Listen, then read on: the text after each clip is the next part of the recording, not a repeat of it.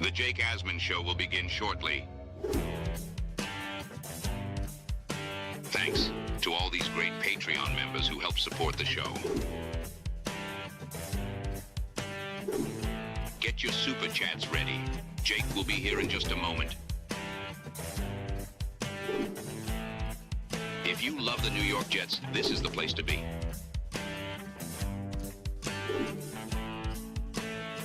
And now, the Jake Asman Show. Wait till you hear SNY is reporting the Jets are targeting to be their quarterback for the 2026 season. We'll give you the latest and talk about what it means. Jet fans, if this is true, get ready to march for Arch. Omari Brown from uSTADIUM will join me. It's the Jake Asman Show, live on a Football Friday, and it starts right now. Wish it could have been a Jet, Fernando. Let's see what happens. What's your message to the Jet fans in New York? Jets, Jets. A new chapter for the Jets has started. Aaron Glenn and Darren Muji are tasked with shaping the future of this franchise. Will they be the ones to finally get it right? We will be here for every step of the journey on the Jake Asman Show, breaking down all the storylines, every game, and everything in between. Please subscribe and hit the like button below. Super chats, baby. Cut the line. The Jake Asman Show starts right now. Here we go, Jet fans. Welcome in, everybody. Hit the like button if you haven't. Make sure you smash that subscribe button right over there. We're going to be live all throughout next week when free agency gets underway starting on Monday. Reminder, if you ever miss a show, you can check out the podcast version of the show wherever you listen to podcasts. Apple, Spotify, check it out. Just search Jake Asman Show, and you can download it and listen back to anything you might have missed. And if you've missed the news, we're having a draft party in Pittsburgh. More details to come, but it will be at McFadden's in Pittsburgh, adjacent from the draft. The NFL, by the way, announced you could start getting your free draft tickets. That's right, tickets to the draft are free. So for any Jet fan who wants to make the trip and join us for our Gang Green takeover on Thursday, April 23rd, make sure you RSVP. The link to do so is in the description. We got ASMANIAC Madness coming up later on in the show, a play-in battle that will feature a great battle between two regulars on the show, Five Brows and Jay Graves, an OG in Jay Graves, and a more recent caller in Five Brows. So stick around for that. But right now we say hello to a good friend of the show, hung out with this guy in Indy last week at the Combine. It's Omari Brown who joins us now. Omari, I'm glad you made it back on a plane from the Combine because you were a real trooper making it out there driving on the way there. Yeah, I was determined. Ran to Newark. I couldn't fly out of Newark, so I was like, listen, man, we got to drive out to Newark. And, you know, the draft whole cycle, the Combine for Jets fans, this is our Super Bowl. These are our playoffs. So, you know, I really wanted to get some feet on the ground and you know, and deliver some reporting for the people. And hopefully I was able to do enough to hopefully, you know, help you guys feel that you were there. So, you know, again, thanks for having me on, Jake. I just want to say it's very hard to look cool to a teenager kid right now. You kind of gave me some cool points, so I'm always going to be an Asmaniac, guys. Well, I appreciate that, Omari. I think you do a great job. You can check out Omari's work with uSTADIUM. He's covering the draft. He's covering the Jets, and we certainly will get into that. I'm going to get to the Connor Hughes report on some of the quarterbacks here, but I'd be remiss if I didn't acknowledge one of the most unbelievable things I've seen in the history of the show. Jets Forever #2, who's a diehard Jet fan. He's based in the UK. I've gotten to know Jets Forever 2 over the last couple of years. He has taken an affinity for one of my great listeners, the Chuck Wagon. He is determined for the Chuck Wagon to win a weekly raffle prize, which this afternoon on our second stream, we're going to raffle away a Curtis Martin signed jersey, a Darrelle Revis signed helmet, a Chad Pennington signed helmet, and this framed Super Bowl III ticket display. And Jets Forever just spent $500 to purchase raffle tickets in the name of the Chuck Wagon. This is 100 raffle tickets that Jets Forever #2 has officially purchased. I don't even know what sounder to play when something like this happens, so I might just have to play all of it. Let's go Jets! Let's go Jets! Let's go Jets! Let's go Jets! Look, if Chuck Wagon doesn't win after all this, I don't even know what to say.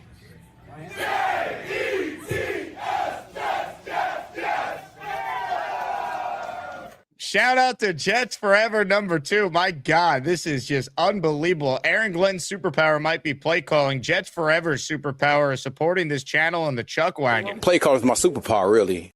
Unbelievable. This is the testament to just how great the Jet community is. Good luck to Chuck Wagon. And I'll tell you what, Chuck Wagon got an apron last week.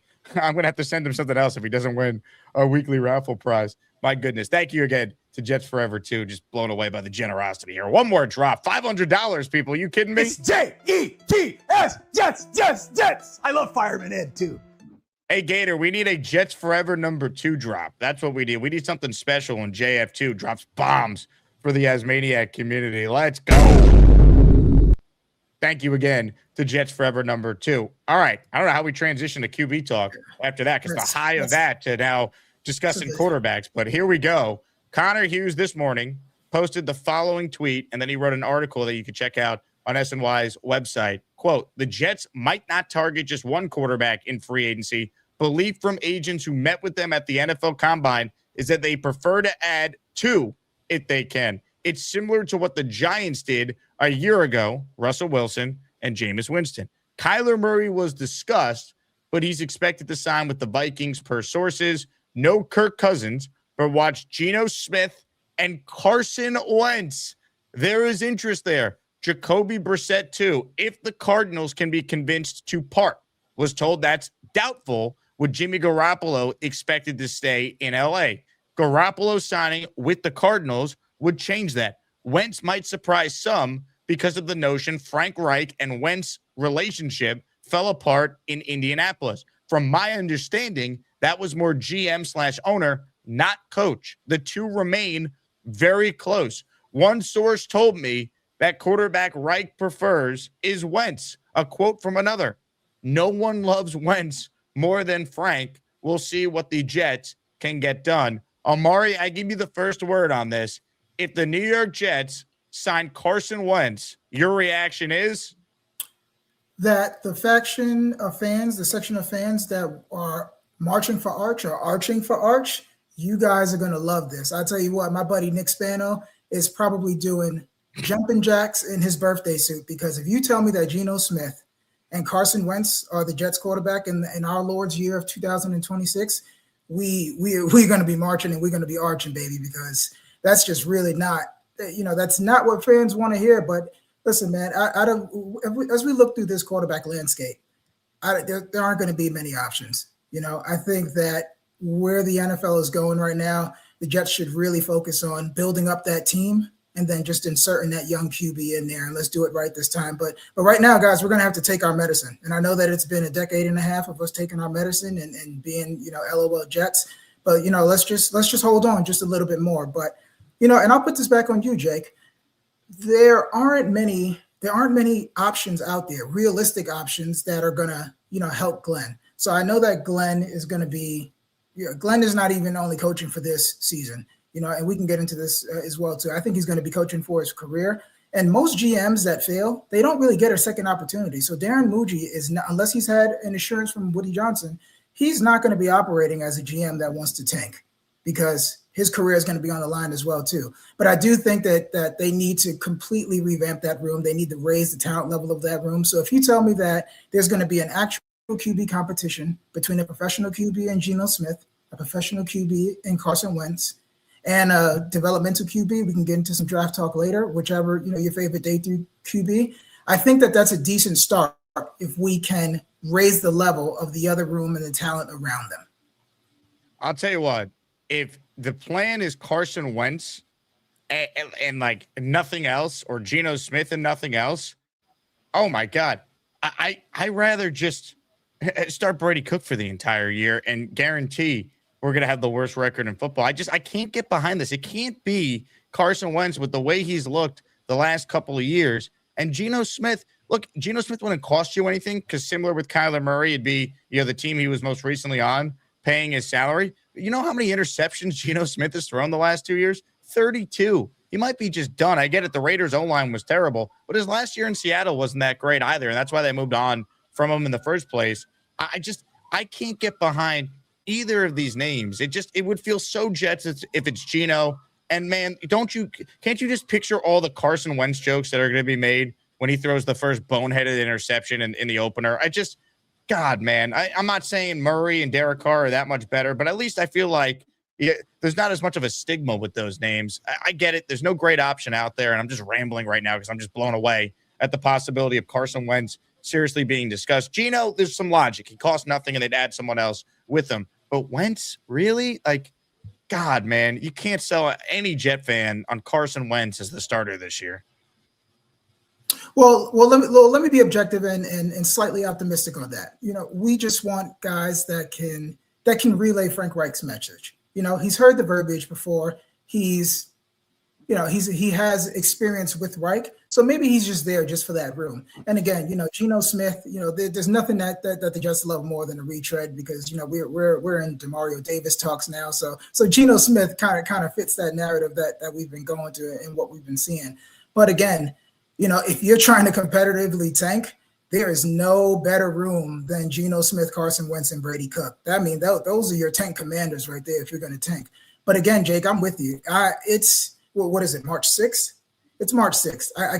I'm not 18 months away from waiting for and hoping that a 21-year-old kid doesn't want to go back to school. Me personally, I understand. And my biggest thing, Jake, fan how you want to fan. I'm never going to tell you how to fan. So if you want wins, I'm rolling with you. If you want to tank, I completely understand. But me personally, I can't even think about 2027 when there's opportunities to improve the team because I'm a fan first. I want to be able to say like, hey, I'm a Jets fan. Like when my daughter tells me, hey, Dad, do we really have to be Jets fans?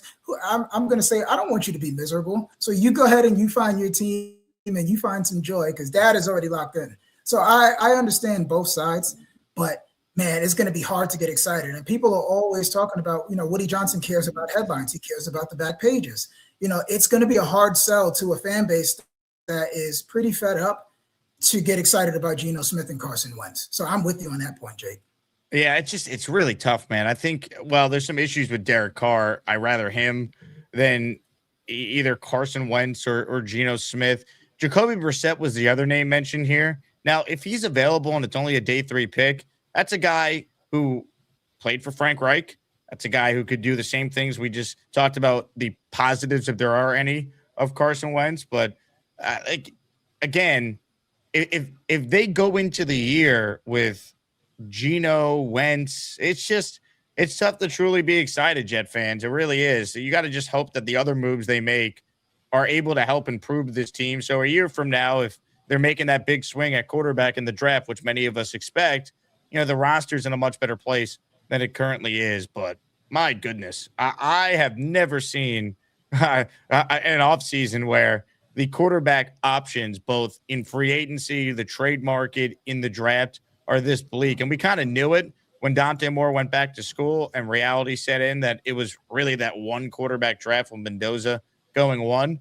But usually, like in Jet history, there's like something we could point to. Like we get excited about Aaron Rodgers. We have Zach Wilson or Sam Darnold. Like there's something we could point to. Even last year, while I was never a Justin Fields guy, you apply logic. All right. We just saw it work with Sam and Baker. Here's another former first-round guy. Okay, it didn't work, but it's like there was some logic, I guess, in like the process. The contract was a joke, but like this year, doesn't feel like there's anything that's going to make anyone satisfied. But I know for sure Carson Wentz or Geno Smith, that's among the lower of like the options that people would try and justify. Maybe those guys are just slightly in front of if the Jets signed Tua, which apparently is something that they've discussed internally. Absolutely. And I saw, listen, I think the easiest thing to do right now is to make fun of the Jets. And rightfully so. We've earned that, or they've earned that. And we've earned it as fans because we've had to sit through it. Listen, if you want to give me a 2027 first rounder for Tua Tagovailoa, I would take it. I'm in. I'm on board. I'm rolling. Because you know what, Jake? What people don't understand is like there are multiple ways to get a QB. And I think that you can do both. And to steal something from Michael Kay, you don't want to be half pregnant, but you can improve this roster, and you can also get your QB. Now, I know that, and I was explaining this today in the space, and you can correct me if I'm wrong, Jake. I think that we love and we hoard draft picks so much. It's because during the year, there's nothing really going for us. So draft picks offer a semblance of hope. Draft picks are a promise of the future. or, like it's an asset that can hopefully get you something. But I'll tell you what, guys, if you can build up this team right now, and that's why, Jake, I'm rolling. I really want to get into the Derek Carr and the Kyler Murray discourse, because if you can build that up, even if the Jets improve, guess what? I'm still going to use some of those 2027 assets to go get that generational QB or that B-tier QB, because generally I think that's where the league is going to go. It's very rare, and we can do this exercise as well. How many quarterbacks are considered generational? Anywhere from 5 to 7, maybe. And even 7, we're probably going to get generous, because between 4 through 7, it's going to be pretty subjective. So our last 2 Super Bowl champions were elite game managers. And game manager, Cam Newton, I know that he got killed for that, but game managers isn't a negative. There's nothing wrong with being an elite game manager. Jalen Hurts is an elite game manager with an elite supporting cast. Sam Darnold is a damn good game manager with an elite supporting cast. So I think this is going to be the make or break year, where it's either the generational QB, how you win the Super Bowl is going to be with that generational QB and the subpar supporting cast, or the elite supporting cast with the elite game manager. And if you could build up that elite supporting cast and drop a young elite game manager with the upside to have flashes of brilliance, that's going to be how you win a Super Bowl going forward. That's just how I see it. I like the breakdown there. It's tough because, I mean, we could talk about, oh, well, they'll add a quarterback in the draft, but realistically, like, you could try and talk yourself into Ty Simpson. I wouldn't do it at 16. If he's there at 33, okay, we could do it there. I could live with it. But like, Ty Simpson hitting would be a pretty big outlier, just given the lack of starts that he has made in college. Like you mentioned, Cam Newton, he's the last guy with under 20 starts that was drafted by the team that took him and actually had success right away in the league. Like, the other names are just brutal. Trubisky, Anthony Richardson, even go back before that, Mark Sanchez, right? Like he was carried by some great teams at the beginning of his career. So it's just tough, man, because we could get into some free agent moves and they can add some real talent to this team, both in free agency next week and in the draft. But you either have a quarterback or you don't. And we're breaking down Geno Smith, Jacoby Brissett, Carson Wentz. Like, it's tough, man. Even if they get Kyler Murray's available for a reason in the first place, and it sounds like he's going to Minnesota, so cross him out. I mean, maybe you could talk yourself into Derek Carr. I still think he's in play for the Jets, but Derek Carr is coming with a lot of question marks too. He didn't play football last year. He retired because of a shoulder injury. So it's kind of wild where we're at as fans, being asked to like buy into a regime where most of the fan base is already out on the head coach, and the GM has done some good work, but he can't really truly make his mark on the organization until he uses those 2027 first rounders. Yeah, it's unfortunate too. And the whole Derek Carr thing, which I was in favor of. And listen, revisionist history, it's not out there, so you guys are just going to have to take my word for it. As crazy as it sounds, I thought the Jets would have been in a better position with Derek Carr than Aaron Rodgers, only because that core needed to learn how to win. And I think once Aaron Rodgers came, that expedited the expectations. And then that core thought that they had arrived. You get Aaron Rodgers, you get Hard Knocks, all the hype. Jake, that's when I think that's when I first found out about the Jake Asman show, because I was locked in. I mean, I was locked in. And I tell you what, man, that Monday night took it out of me. It just took it out of me. I don't turn games off because I love to see, the progression of the young players, and I'm locked in, and that's how I got good at breaking down draft content, because the team was just never good. So by the time, the In the Hunt graphic comes up, I'm already looking at, I'm paying more attention on Saturdays to the kids that are coming out than, my team on Sundays. So I think that the Jets could have possibly been in a better situation with Derek Carr, because that would have afforded you a little bit more time. And I think once Aaron Rodgers came in, his voice is and everything that comes along with Aaron Rodgers is so large, like his ecosystem just, trumps, it takes over the entire organization. And it also, I believe it minimized Robert Saleh's voice as well too. 100%. We got ASMANIAC Madness coming up. Derek Carr, let's talk about him a little while longer here, because on his podcast, you tell me if you're a good lip reader or not, Omari. Here was Carr and his brother talking about where Carr could end up. Kind of sounds like the Jets were the team that was mentioned. Okay, last quarterback. Okay, free agency, veteran. Oh, where are they going? Okay, good golfer. Okay, loves his family. Loves the Lord. Oh. Derek Carr. We already established that you weren't a free agent, but he's going to the Jets. I hate to break it to you. Bleep. He's going to the Jets. Hate to He's break it going to to you. the Jets. He's going to the Jets. I still think they're going to end up with Carr. And I said this before I saw this clip. Because, again, we're batting around Geno Smith and Carson Wentz. Like, the fan reaction to that is insane. At least Carr, you could try and talk yourself into it working out. He's been successful. He's a little younger than some of the other names we've talked about, like a Kirk Cousins, for example, who, again, I think it's ridiculous the Jets aren't in on Cousins. If it's because Woody's petty about Cousins using the Jets for leverage in 2018, you got to get over that. But, like, to me, I hear that, and I played it a couple times on yesterday's show. I think Derek Carr is going to be a Jet. I think he's either going to be released by the Saints or the Jets are going to flip like a 5th or 6th rounder, and they're going to retain his rights.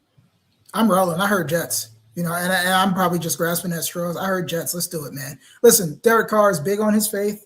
He and Frank, and so is Frank Reich, very rooted in his faith. I think that there's some synergy there. You give me Derek Carr, you give me Brady Cook, and then you give me a day 3 quarterback. Listen, we're either going to be a good team or we're going to tank tremendously. So I think that we can serve both sides of the fan base right here. We allow people to get excited. And I think one thing about Derek Carr, he's going to be able to throw the ball downfield too. And I think one thing that's kind of getting lost in a lot of this, let's tank, let's wait for, the 2020. We got guys like Garrett Wilson, man. How much longer do we want Garrett Wilson to have the stink of losing on him? Do we really want to lose Olu Fashanu? Do we really want to lose Armand Membu? Do we really want to waste Joe Tippmann? All these guys, the NFL, they have a short window to be NFL players. Let's try to maximize that window. We're paying a running back $14 million. Let's get a QB in here. Let's make some moves and let's go. Let's try to go in the positive direction. It's unbelievable, man. It really is that we're in this spot. A couple super chats here. The great Kyle Clifton checks in. I also need to be in for the Martin jersey, so Mrs. Clifton will allow me to stop. Kyle Clifton, baby. In for 2 afternoon show today. We raffle away a signed Curtis Martin jersey, a signed Darrelle Revis helmet, a signed Chad Pennington helmet, and a replica Super Bowl III ticket display. This is your final live show for your chance to enter. We spin the wheel during our afternoon soiree. Phantom Green and White, who won a sign, or not a signed jersey. You won a jersey yesterday. Phantom, I got your email. We will order your Joe Namath jersey. Great pick over the weekend. Super chat from Mike Perez in our raffle for 2. We have the second pick in a 1 QB draft. And, of course, the quarterback market's horrible. The curse is real. Sorry, Briga. Right now, I think our best options are both in Arizona. Bring them both and draft a rookie. Again, Kyler, I think, is the best option. But I think he's going to go to Minnesota based on the reporting that's out there this morning. The only thing the Jets could do if they really want Kyler, you'd have to offer more money than what the Cardinals are currently paying him. And I don't think Woody Johnson's going to write a check for over $40 million for a 1-year rental. I don't see it. I don't see it either. And that's kind of why I don't think the Malik Willis, who I think would be a viable option, and that's why I don't think Malik Willis fits as well too. The Jets are going to be paying a large, substantial amount of money to 2 QBs that aren't going to be on this roster. So I'm not sure that Woody Johnson is going to want to fork over the $30 million guaranteed or, the 3 years, $75 million to $90 million that it's going to take to lure Malik Willis here. So I think that Derek Carr is the best option out of some undesirable options.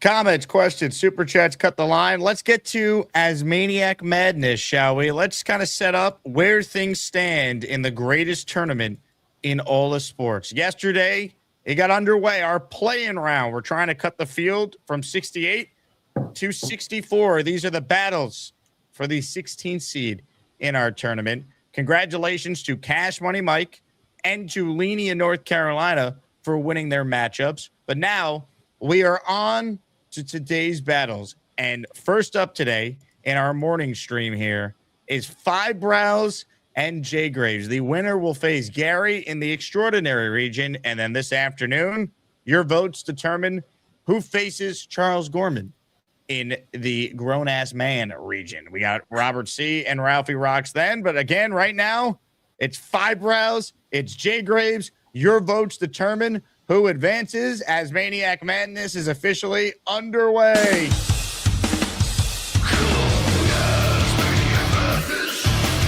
Who's gonna be the best?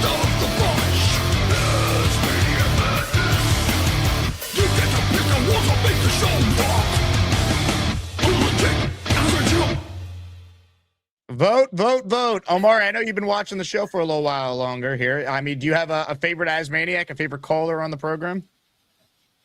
No, I would say, I believe, who was it yesterday that was going back and forth towards the end? Gary? He's a boxer.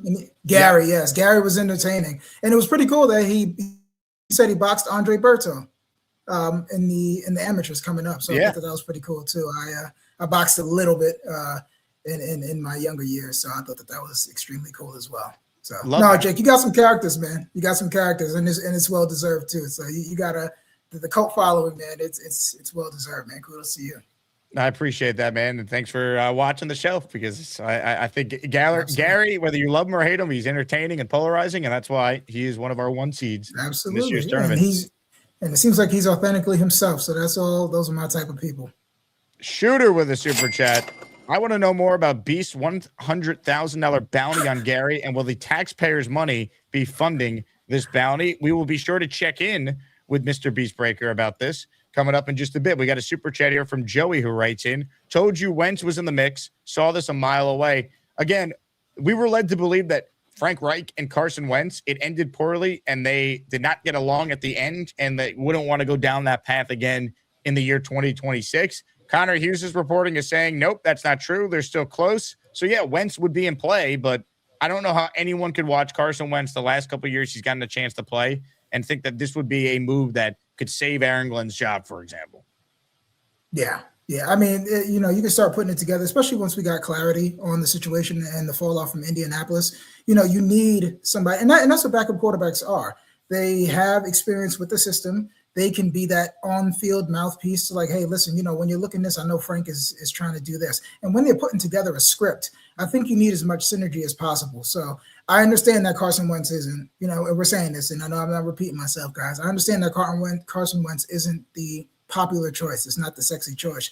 But right now, we're just trying to get some synergy so we can look like a credible offense or an NFL offense in 2026, because I feel that a lot of us are just stuck in the early 2010s. I think a lot of our fan base is stuck in the early 2010s as well too, once we start talking about roster construction and draft philosophy. So, it's listen, guys, we've been taking our medicine for a decade and a half. It might be another 6 months of it. So we'll see. Carson Wentz, week 1 starting quarterback. Who is the rookie that they're going to draft? Because I really hope at that point it is Ty Simpson. So at least there's something to try and be excited about, be following through OTAs and mini camp and training camp. Because, man, no one's going to be pumped up about the idea of Carson Wentz in 2026. Yeah, so that's why I think one thing about the QBs is that you either want a young QB for some promise, or you either want like a backup with some upside. That's going to get people excited. So, the last time when we spoke, I believe we kind of talked about Will Levis. I've kind of moved off that. In terms of the trade market, Jake, and just walk with me here a little bit. I know we talked about Brissett. What about Tyson Bagent? Tyson Bagent, the backup in Chicago. Listen, rather him than Wentz. At least there's an unknown. Exactly. There's an unknown there. And if you tell me a QB battle of Tyson Bagent and Ty Simpson, I can get excited about that. Hell, I'll even do, I'll be, live on location if you want for the Asman show in training camp, if that's the training camp battle. So I can get behind that. So I think Tyson Bagent, and we can, and I've done like a mock, and I'm going to be putting out some long form content shortly here. I did a mock GM season, and I sent the 2027 third round pick to Chicago for Tyson Bagent. Now, again, I am overpaying a little bit, but when you're desperate and you don't have any other options, you have to do what you have to do. So I know a lot of people are going to groan and moan and say, wow, we're not touching 2027, but just walk with me a little bit here. We give that 2027 third to Chicago, okay? That's premium capital, because everyone thinks that draft is going to be generational. So we get a QB in here, and then at worst, he's your long-term backup. Agent is only 25 or 26. You can check that for me, Jake.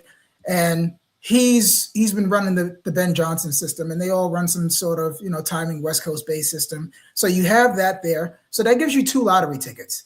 And then if those both fail, we can bring in the big guns, because one thing we know Brady Cook can do, he can tank. So if it's week 10, man, and we're 3-7, we're 3-8. Listen, you got an XL. So I got exactly. you. I got Listen, you. We'll I send you will one right have. away. Listen, man, I will. It'll be you, myself, and Spano. Will be going crazy. I'll even tailgate the March for Arch. Yeah, guys, get your merch going. So, I think that we need to at least start off with some hope. We can't just, we can't ride this out for 18 months talking about the 2027 NFL draft. So, bring me Tyson Bagent. I'll even, soften my stance on Ty Simpson if you want to. But if you give me Bagent, Ty Simpson, Drew Aller, Cole Payton, Garrett Nussmeier in day 3, and Brady Cook. Listen, man, we can go to war. We can go to war, and I will feel good about it. Oh, my goodness. Just get ready to march for Arch if their plan is seriously Carson Wentz. Good God. Comments, questions, super chats. They cut the line. Let's get to some calls. Quick update on this morning's ASMANIAC Madness battle. It looks like we're on our way to another big blowout. Right now, it's Jay Graves all over Fibrows, 80-20, with over 100 votes that have been cast thus far. Winner will take on Omari's guy, Gary 3D Boxing, in the 1 versus 16 battle inside the extraordinary region. Rex Ryan's watching the show. What up, Coach? Jay Graves all day. Let's go. Shout out to Rex for being locked and loaded. We know he's a huge Asmaniac. All right, speaking of huge Asmaniacs, this man is determined to see the Chuck Wagon to win a raffle prize. On our second stream today, there's 4 of them up for grabs for the Chuck Wagon. Ladies and gentlemen, a man who goes by the name JF2, Jets Forever #2, joins us now. What's up, JF? Hey, Jake. Hey, Omari. How you doing, dude? What's going on, JF? How you doing, bro? I'm good, dude. Great show, as usual. Jake, man, if he doesn't win today, we have to give him the option of taking the cash from next week, I think.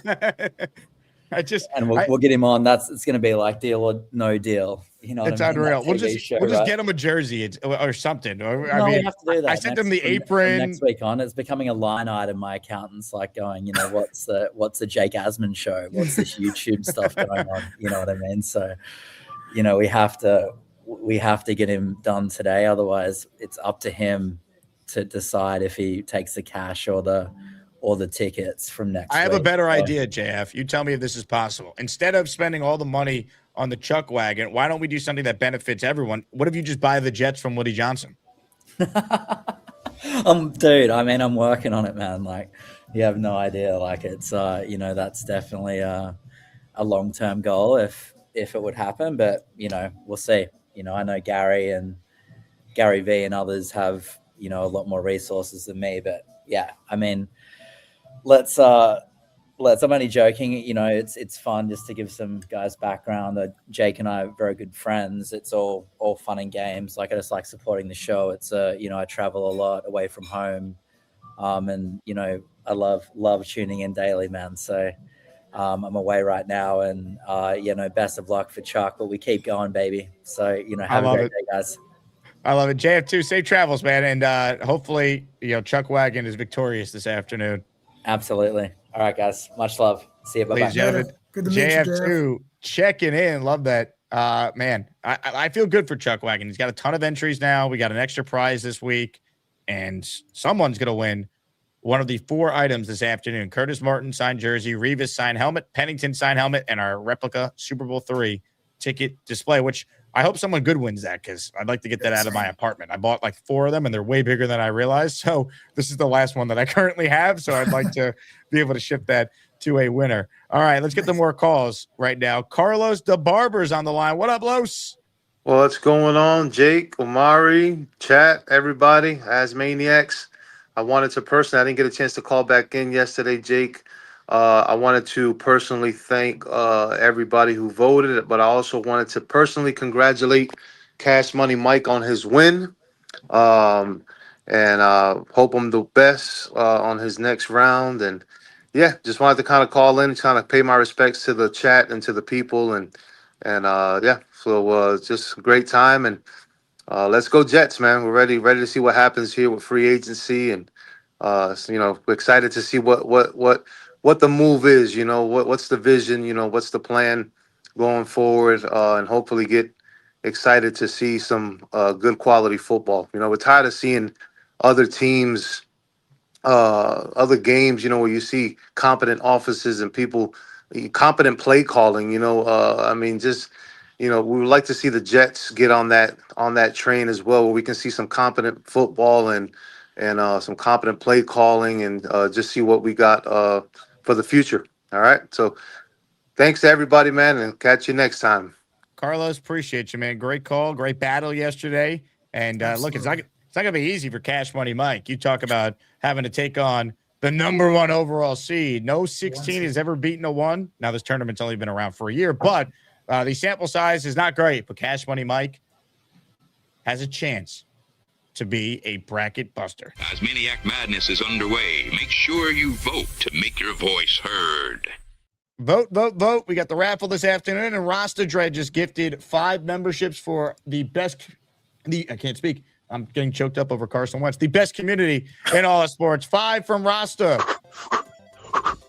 If you hear your name, you're a channel member now. Shout out to Kwe Washi, Javier Morales, D Watts, Fod, Locomotion 965, and is there one more? Nope, that was 5. Congratulations to everyone who just got a gifted membership from Rasta Dread 305. Let's roll with more of your calls, then we'll get some draft thoughts from Omari, because he's had some great draft breakdowns across his social media channels. Let's say hello to Jordan, who's up next. Hey, Jordan.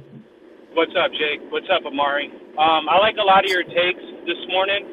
I just had a quick question. Why don't we view Ty Simpson as like a Jackson Dart type on the draft? Because I feel like he's just as good as Jackson Dart and could do the same things Jackson Dart did last year with the Giants. So why can't we either take him at 16 or trade back up into the late first round to get him and actually build the QB room like we were talking about? Well, yeah, absolutely. Correct me if I'm wrong, Omari. Like, Simpson started 15 games. You might know the answer, Yes. Omari. Dart started how many more games in college? It's way more. I don't have the exact number, but Dart was a starter for a handful of years. And what I would say, listen, Ty Simpson, what he does pre-snap is it's pro level, But the thing is, just like Jake talked about earlier on, the only success that we have for guys that's had less than 20 starts are guys like Kyler Murray and Cam Newton. Now, what are those two guys? They're physical outliers. Pound for pound, I would say, just from a God-given talent standpoint, what he's able to do at his stature, Kyler Murray is probably a top 5 talent in the NFL. And what was Cam Newton? Cam Newton was carved out of chisel on Mount Olympus. So he's 6'5", 250, rocket arm, and he was also a dual threat. Ty Simpson isn't that. Where Ty Simpson excels is going to be, what his mind, pre-snap, but he also has a small frame as well, too. So if you tell me that if we get, a contributor at 2 and 16, and then we can move up to maybe 25, if he's your guy, go get him. I'm always in favor of going to get him if he's your guy, especially at the quarterback position, because that just, the ripple effect, if you have a good QB, can kind of mask a lot of things. My only thing is Ty Simpson has less than 16 starts, and he couldn't even finish a season at Alabama. Now, granted, there were some things. These aren't Saban. This isn't the Saban Crimson Tide that we've come accustomed to, but there are questions there with Ty Simpson. And I think that Dart was more ready to play from a physical standpoint and an experience standpoint than Ty Simpson.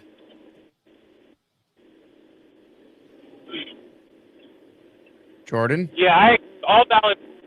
Sorry. I'm driving. I got to go, though. I'm sorry. I just wanted to bring that up. Sorry about that. Don't get hit by a car, Jordan.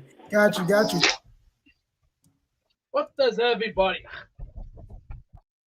Of like the old beast translation there. Let's see. All right, we're caught up on super chats. Let's get into more of your outstanding calls right now. You just saw Beast, but first let's quickly pause from a brand new sponsor.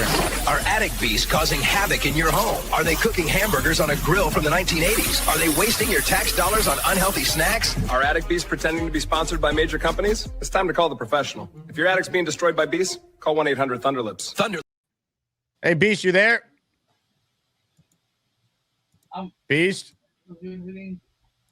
Beast, we can't see you in the dark. Yeah, but I don't believe him. Oh, that's an ass. Beast? Yeah, but I don't believe him. Put on some lights. Good God. What are you doing? watching. I'm listening to the Sopranos. Hey, I see him, but I don't believe him. To the show, you're on hold. There's no way we're getting Geno Smith. You can forget it. That guy is a bum. He should be bagging groceries at a grocery store. That's what he should be doing. And Carson Wentz, who is this guy? Who is he? I want his numbers. I want everything on him. Up to date, stale. He looks like a nice little fella. Let's see what he brings to the table. If he can do it, then good. But if he can't, then next, please. All right. Next group, please. Everything will be. All right, let's get to more of your calls, but first, let's get to another great sponsor of ours. Are you tired of grilling outdoors? Are you tired of having to go to the kitchen to cook? Thanks to Beast's ultimate taste tool, my troubles are over. Sure, it's a little smoky, but who cares? Look, I even got a bucket to shit in so I never have to leave my room. Now you're cooking with butt.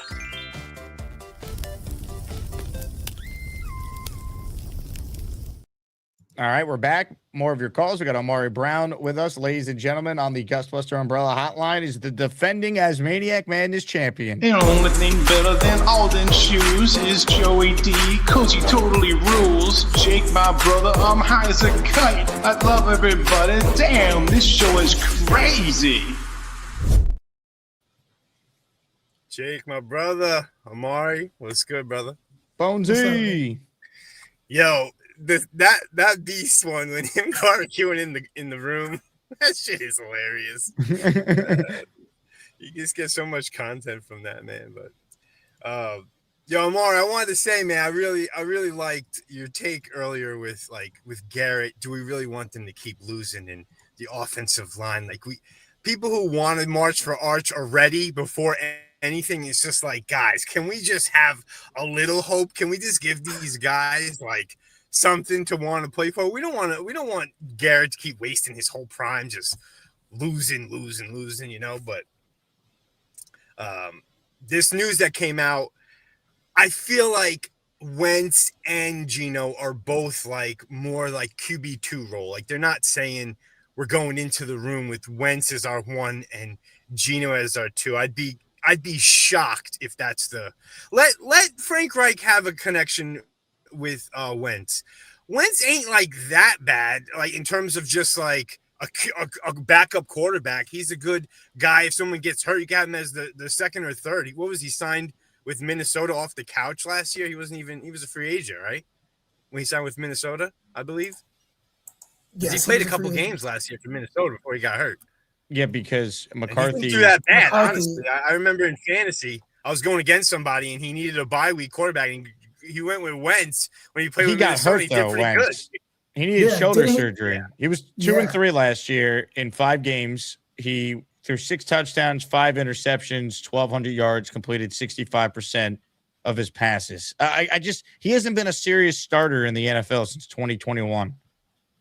Yeah, he cannot be what we're looking at for QB1.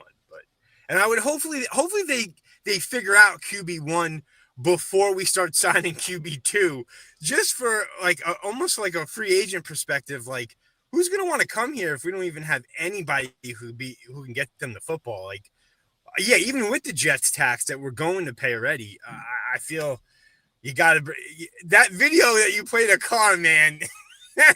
It does sound like Jets at the end of that. That really, Carr and Wentz. Wentz is the backup to Carr with Ty Simpson. All right. Wentz is the starter? No way. Oof.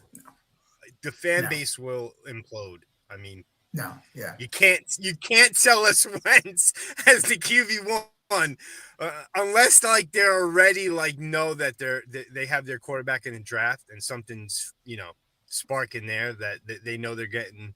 I don't know.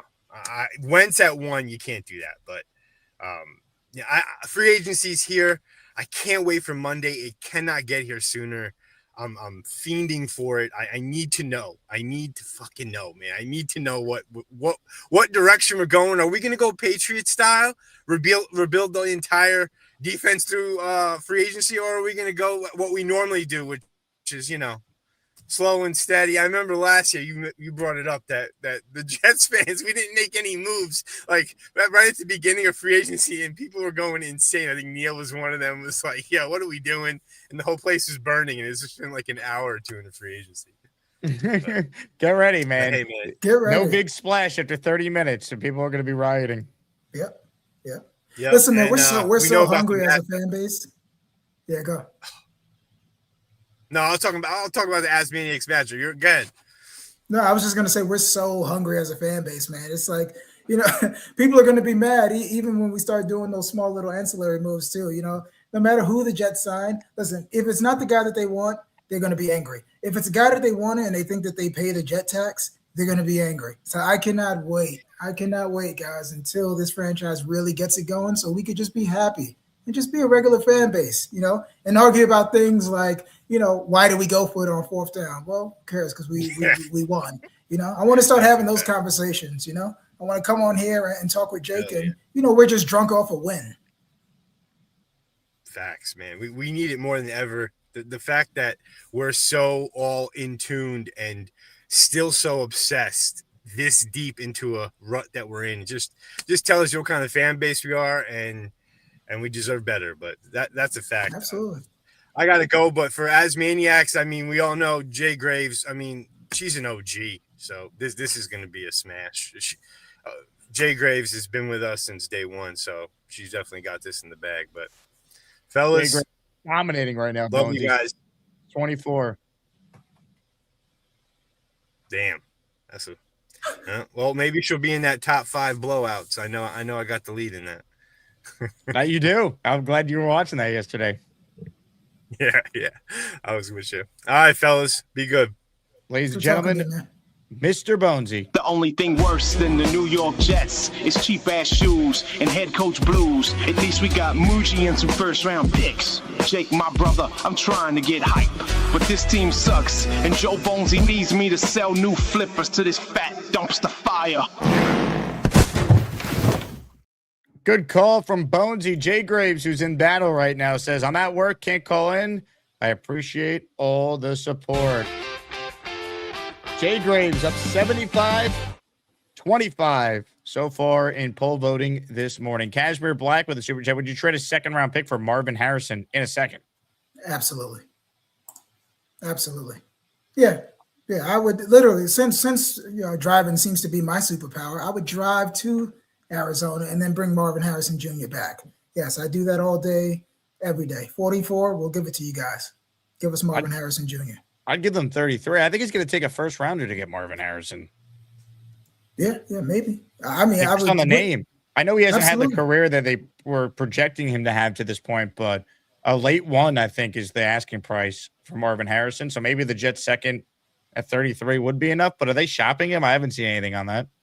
Well, there's been rumors about Marvin Harrison Jr. and also Brian Thomas Jr. as well too. Now, both of those are moves that I would make in a heartbeat. I would, you're right, Jake. I would send 16. I would send 16 for Marvin Harrison Jr. because at that point in 16, we're going to be looking for a Garrett Wilson compliment anyway. So we're going to be hoping that one of those 3 wide receivers fall. So listen, I don't discriminate. I said this yesterday. I don't care who you want. Not going to have my preference in receiver, but if you tell me that you want to grab a tight end early, if you want to grab a running back with some juice early, I am team offensive weapons and I won't discriminate. Yep. Well said. Nick Shine checking in. This QB free agent class is the equivalent of being off at the bar at 145 and only 2s and 3s are left. You're not going to like the choice the next day. Oh boy. Nick Shine went there, folks. Hey now.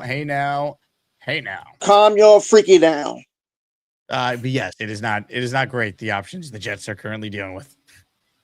No, it is not. And I think that we've all been there, and I'm happily, I'm happy with my lady. But we've all been there, and that's not a good place that you want to be. And if you are in there, listen, just go home. Go home, Jake says Omari should be a weekly guest. How about that, Omari? Thank you. Listen, if you guys will have me as Maniacs, I need some support the way Jets Forever is supporting his guy. So support me, and we'll see if we can nudge Jake a little bit. We'll make this a regular thing, man. I love it. This was a super chat from David D that I didn't get a chance to get to yesterday because We were having some StreamYard issues, so I took a screenshot to make sure we got to it on the show today. He was responding to us talking about Jets free agent options, and the name Bobby Okereke came up because the Giants released him to free up some salary cap space. Would he be a scheme fit, Omari, in your opinion, for Aaron Glenn's defense if the Jets were interested in saying, hey, Bobby, you don't even have to move forward. Just come on over and join the Jets now that you're available? Yeah, so Bobby Okereke, and I looked at this too. He's about 6'1", 6'2", in that 230 range. I think that should be able to fit. And I think now that since we're going to, we're going to assume that they're going to a more two-gapping style system, you get T'Vondre Sweat, and then you could put him on the field, put Harrison over into the 3 technique or 4-eye, and we can kind of keep those linemen off of those linebackers. Absolutely. I think that could be a fit as well too. And Bobby Okereke is a leader. And we're not going to be able to trade Damian Sherwood because, the contract just won't allow it until I think we have an out after this year. So I think the best way to, and this is what I was talking about during Combine Week, winning on the margins. So you could bring in Okereke, you take away the green dot responsibilities from Sherwood. Hopefully that allows him to play a little bit faster. And then you can kind of, you can kind of get some, some positive performance out of Sherwood by lessening some of his responsibilities. So listen, I'm on board for Bobby Okereke. I'm on board for Zaire Franklin, who do we have to trade for currently, but the Colts are talking about letting him go. And I'm totally on board with Tremaine Edmonds as well too. I want as many big physical, downhill players that have some versatility in the front seven. So I'm on board with anything that can elevate whatever room that they're adding to. So give me Bobby Okereke, give me Zaire Franklin, give me Tremaine Edmonds. Tremaine Edmonds is interesting because he's played in a lot of different schemes in his career. So I like him as a player. I just don't know how much he has left. I haven't watched him closely enough to really know. I know it seems like he's been around forever too, but Tremaine Edmonds is still fairly young. I believe he's only 27. Really? I could look that up just to be sure. I don't want to speak out of both sides, but yes, he was 20 years old when he came in. So Tremaine Edmonds. Yep. Yeah, you're right. He's Tremaine Edmonds is still young. Turns 28 in May, so May 2nd. In May. Yep. And he's been in the league 8 years, right? Yeah, you're right. Since 2018, Bills and Bears. Yep. Yeah. He might go to he was a young Titans. guy. And I like that for him. Salah's raved about him before. Okay. Yeah, I think that's a good fit too. And, he's long and tall. Hey, listen, I think that, you talk about those rangy, big linebackers like that. That's almost, like Sonny Styles. Now, granted, we think that Sonny Styles is going to be a much better player, but, that type of linebacker and what they can do. Well said. Super chat from Eduardo. Eduardo, where have you been, my man? Good to have you back in the live chat here. Smash the like button. Get the 200 likes. That's right. Get the 200 likes, and then Dylan Terraman will call back in and do what he did yesterday on the show. Marcelino McCrary Dill. All right. Me? Just hanging around. Face the other direction. So you see my ass? Exactly. What are you doing? What are you doing? Huh? You guys win. Alex says Charles was better. I forgot we got Gorman to do that too. Gorman didn't use his legs. Oh. I'm reading the comments. They're all positive. Marcelino McCrary Ball is back, and Dylan Terraman was in rare form yesterday on our second stream. Your thoughts on McCrary Ball returning to the Jets, Omar? I didn't have that one in my Jets offseason move calendar. So I didn't either. And when I do all my mocks, he definitely got the axe. But don't worry. I mean, I've always reserved some shade for certain players. Like, I picked out Neville Hewitt during those dark times. It's been Michael Clemens for me for the last couple of years. I just, there's certain players where I'm just like, why is this person on my team? Even though everything else is going on, I pick out one of those players. Marcelino McCrary Ball is not one of those guys. He's a special teamer. Got a little too excited. He started doing the Magikarp, for my Pokemon heads out there, started doing the Magikarp and got a penalty. So, that was a bonehead move, but again, depth piece, and they need bodies, Jake. So I'm not going to get mad over that. I'll reserve my hate for something, a bigger move that I don't like. Oh man. Comments, questions, super chats. We'll cut the line. All right, let's do a little draft talk before I let you run. Make the case for which player the Jets need to take at 2. Listen, I've been saying this from the beginning. I think it's going to be Arvell Reese. All of these teams are going to multiple fronts. You have to be able to match up, hunt matchups, have versatility in the front seven and the back end. We just saw what Seattle did. I think Arvell Reese, you can come in. If you bring Reese, let's take a different approach. He's 20 years old. He is a great off-ball linebacker right now coming downhill. He needs some refinement as a full-time edge. Let's not bring him in here and make him or, expect him to be Will Anderson out of the gate. Let's bring in, we already have Will McDonald. Let's bring in 2 more edges so we can kind of ease him so he can find his role. Let's start creating a talent funnel so these guys don't have to come in and be Superman right away. I think where the NFL is going, you can start Arvell Reese off ball early in his career. He could play the Sam. And then when you want to come down and create a 5-man look or a 4-man look or blitz him off the edge or use him the way that Micah Parsons is being used, you can use him that way. He can be your dime linebacker. It's a spy, a QB. Because you know who plays in our division, right, Jake? Josh Allen and Drake May. So would it be crazy to have our alien on defense spying their alien to kind of mitigate that? It's all about disrupting those guys. And I just think, for me personally, I think the ceiling of Arvell Reese is just too tantalizing for me to just go over. So if you guys want to go on my page, I have it pinned. What I think about Arvell Reese, I think he's good. I know that there's a large David Bailey contingent out there. Shout out to the Bailey boys. You guys are doing good, but today we're having Reese's Pieces, and then we could do the Reese and Brees thing. We can do the Brees when he scores a touchdown. We could do the Reese when he gets a sack. I like that. Yeah, exactly. Listen, man, we have a chance to draft aliens. Let's do that. I'm with it. The more I watch Reese, the more I think he's going to be the pick. Again, I think David Bailey's really good. I just think Reese, when you're at number 2, and I've wavered on this, but I'm now convinced, you got to swing for the superstar when you're picking number 2. And I think Reese has a more of an upside than Bailey. And I don't think Reese is yes, you're projecting him as a pass rusher a little bit, but the idea that he's not already an elite player as an off-ball linebacker who's shown you elite pass rushing ability when he's been asked to do it. Look at his pressure rate when he has been asked to rush the quarterback. It's elite. I'm a Reese guy. The age is a big factor for me too, as you brought up. You're talking about a 20-year-old versus 23-year-old. Think about how much bigger, stronger he still could get now that he's entering an NFL weight program. So Jake, I'm going to tag you in this picture when I can find it. Someone sent me a picture of Arvell Reese in his sophomore year versus his junior year. Jake, it's completely he put on probably about 10 to 15 pounds. And Jake and I were in Indianapolis last week, and I actually got a chance to be next to Arvell Reese. The shoulders are big. The frame is there. He can comfortably put on 12 to 15 more pounds of lean mass and not lose any juice.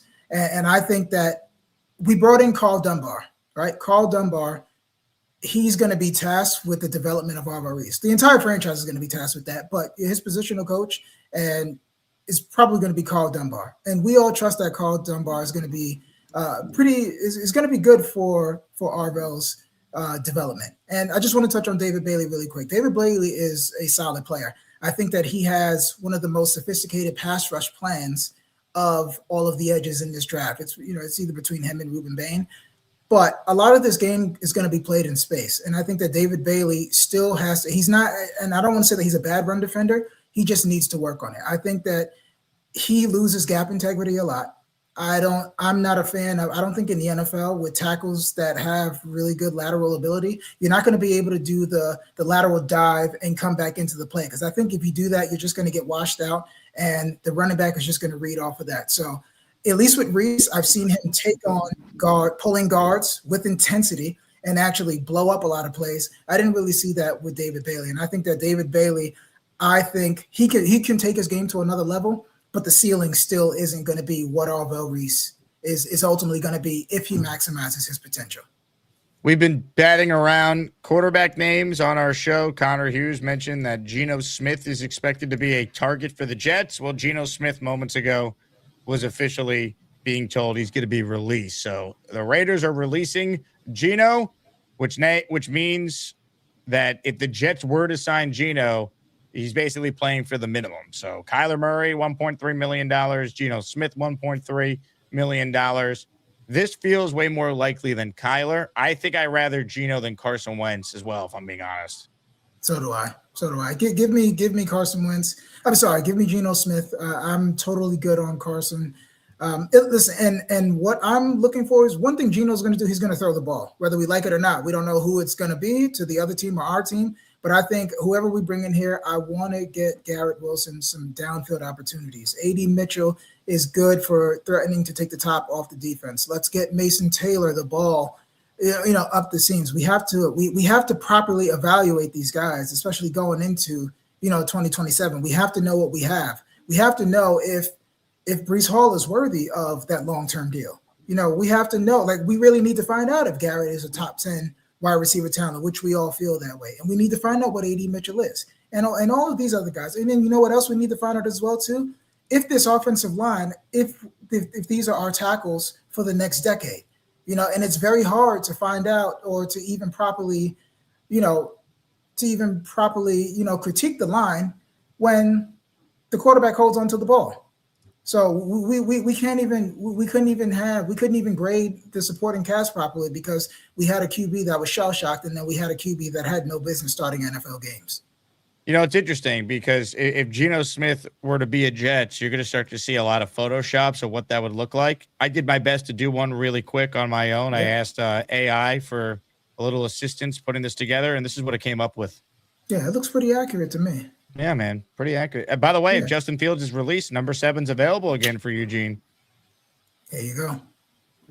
If they end up with Geno, man, he might be better than Wentz, but man, it's going to be tough to try and sell this fan base on Geno. Last year, he threw 17 interceptions, 19 touchdowns. The year before, 21 touchdowns, 15 interceptions.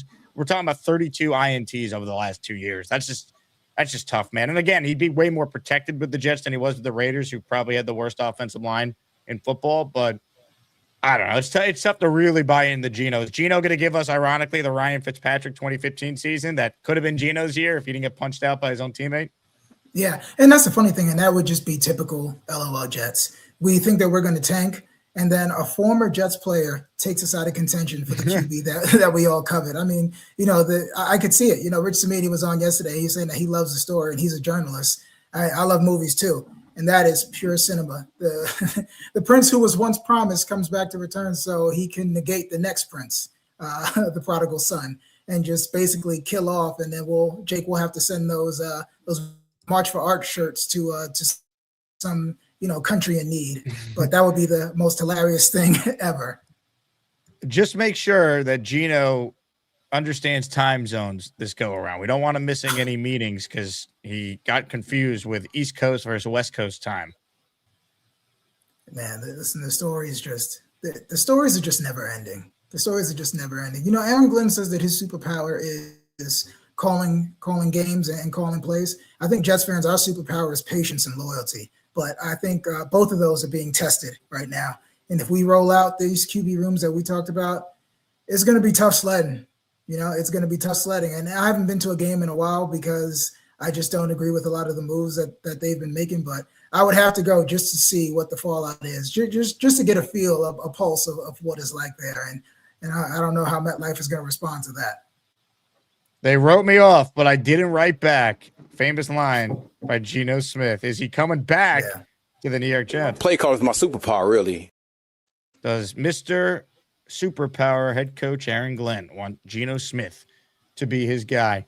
All right, Omari, you are the man. Great to get you on. We'll do this again soon, I'm sure. Plug your content with uSTADIUM. Where can people find you? Yeah, absolutely. Thanks. First and foremost, thank you, Jake, for last week, and thank you for having me back on as Maniacs. Some of you guys have reached out and gave me some great words. You can find me, man. It's right there. My handle is Omari Brown with 2 eyes. I'm going to be doing a lot of work with uSTADIUM, so make sure you follow me at my personal handle. Make sure you're following uSTADIUM. Turn on our notifications, man. We're really going to be covering a lot of this, and tampering's coming up, and we're going to be all over it. Make sure, and if you're here following me, make sure you like and subscribe to Jake's show. He puts in a lot of work, and this is a great community that he's building over here too. So thank you again, Jake. Thank you for everybody that's been watching and giving me support. I appreciate you guys. You're the man, Omari, and we'll catch up soon. Enjoy the weekend. Later, Jake. Omari Brown from uSTADIUM is our guest. Reminder, Enter the raffle this afternoon. Your chance to win the following prizes: Curtis Martin signed jersey, Darrelle Revis signed helmet, Chad Pennington signed helmet, and a Super Bowl III framed replica ticket. Thanks again to Omari Brown for joining the show. I'm going to stay on. We got plenty still to discuss. I also wanted to mention, because this broke this morning, Cam Curl, who I think many, including myself, thought he was the best safety that was going to be potentially available on the free agent market. He re-signed with the Rams on a 3-year deal for $36 million, which, by the way, $12 million AAV for what's perceived to be the top safety on the market. There's no reason why the Jets can't sign 2 solid safeties next week and fix that position.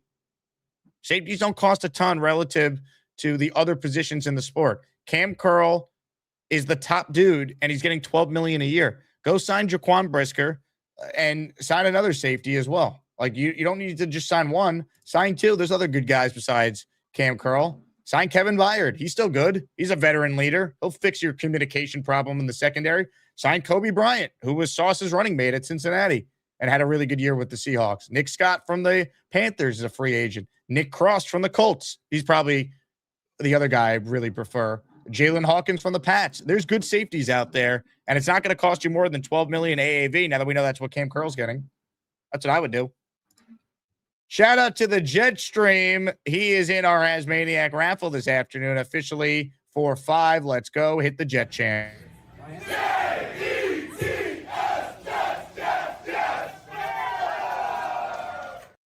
Jetstream, you made the following 5 people channel members: Edward Perez, Colada, Coach Fan Ag, Ripple 00, and Jta Jerome 8306. Thank you again to the Jetstream for his support. Speaking of support, I want to give a huge shout out to former Jet quarterback, my former coworker when I was a part-time employee at the Fan when I was first starting my broadcasting career.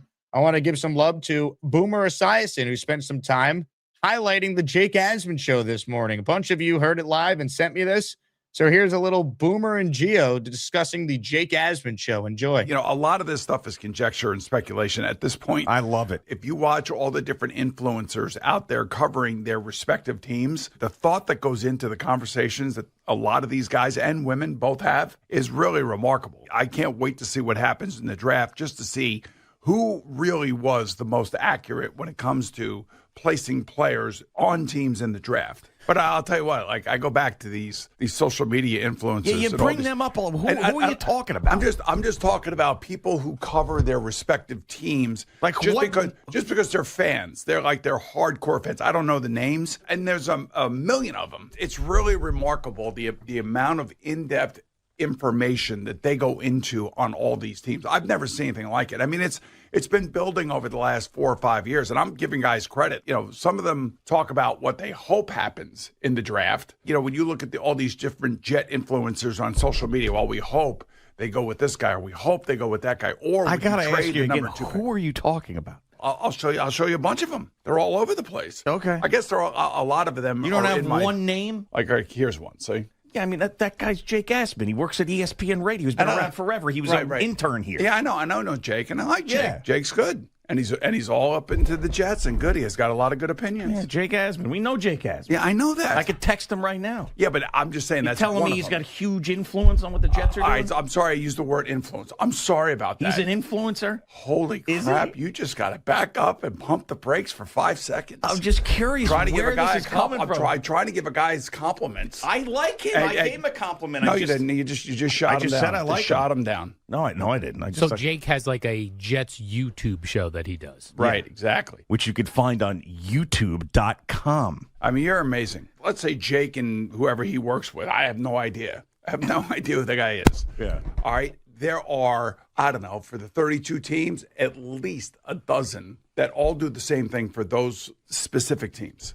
That's all. Yeah. That's all I'm talking about. I mean, the absolute craziness surrounding the draft and free agency is tremendous. I just listen, and I find it to be very interesting. well thought out. Okay. That's what a fan should be. A fan should be passionate. It's just you keep bringing these social media influencers. Are they influencers or are they guys doing podcasts that are covering the team? It's both. What I'm saying that the NFL fan, especially around draft time, is completely engaged. Oh, yeah, it's been like that forever. I know that, but now they have a platform to actually put their viewpoints out, just like we have our platform to put our viewpoints out. I feel like this has been going on for a long time. I feel like it's more and more and more. It's becoming more prevalent than ever before. Right. That's all. Okay. I'm sorry. Yeah, I'm not looking at guys with just years thumbs. late on this. No.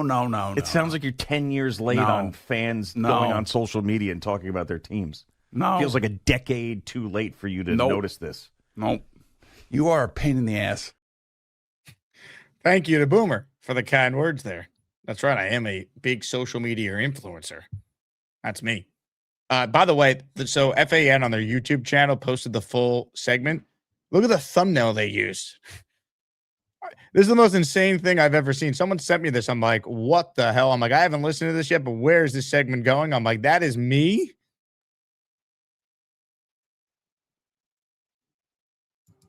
Very odd. Very odd. Let's see. Juice writes in, now that Geno is a free agent, how do you feel about that?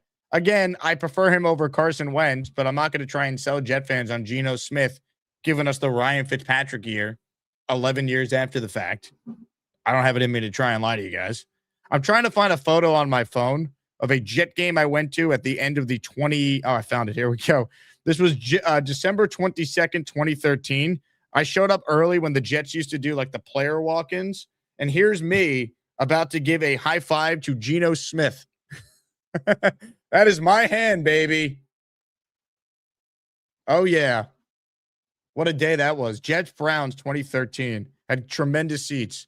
Jets were 6-8. They won the last two. Rex saved his job by going 8-8 with one of the worst Jets teams I could remember. And I captured this epic photo of Rex.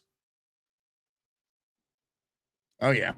You're a real fan if you're going to Jets Browns in December of 2013. So anyone questioning whether or not I love this mother effing team because I, God forbid, a negative about a head coach who went 3-14, suck it. All right. I live and die with this bullshit. So I don't want to hear from anyone. Jake just loves to be negative. Nah, man. I live and die with this bullshit. And I'm not going to pretend like things are okay when they're not. We're going to use our voice that we have as fans to be outraged, as you heard Boomer talking about. Rat Diddy checks in. Okay, Jake, Gio has your digits. Get his ass on the show. I had Gio on years ago. I mean, he's a Vikings fan. Do we really want to hear from Greg Giannotti on the Jets, on a Jet show? I mean, maybe they trade for J.J. McCarthy. We can get his thoughts. Boomer I'd have on. He played quarterback for the Jets. I'd had Gio on the Talk Jets a little bit, but. I mean, please. Veteran Jet fan says that 8-8 coaching job by Rex was underrated. I think it was the best coaching job he had. Go look at the 2013 Jets roster with rookie Geno Smith starting the bulk of the games. Who's winning 8 games with that team? Remember they beat the Saints that year? That was a really nice win. Muhammad Wilkerson was a beast. I'm just going through the photos. I have my phone then. Sheldon Richardson was the rookie of the year. I had this on my. I'm just going back to 2013 photos I had. Some of these I cannot show on the air. Hey now. High school Jake was a little wild, folks. So was high school Dan Budick, but I'll leave it at that. Remember the Jets had David Garrard as their backup? Here's me high-fiving him. Oh, yeah. If we're going down the Geno Smith rabbit hole, my God. Comments, questions, super chats. They will cut the line. Update on ASMANIAC Madness, folks. Let's call it for what it is. Right now, it is a runaway. Jay Graves, 77% of the vote of 77-23 on Five Brows.